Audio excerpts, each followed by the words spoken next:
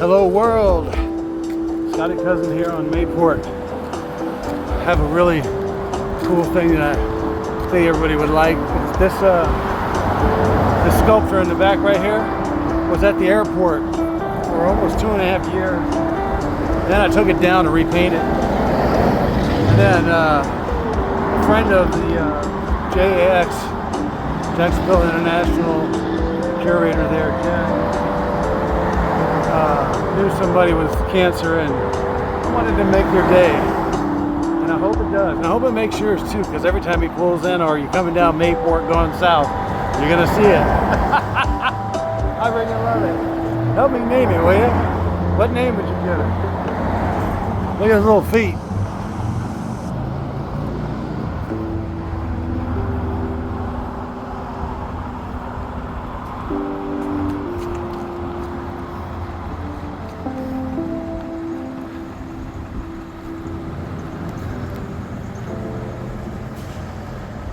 Yeah, that guy's a cool dude.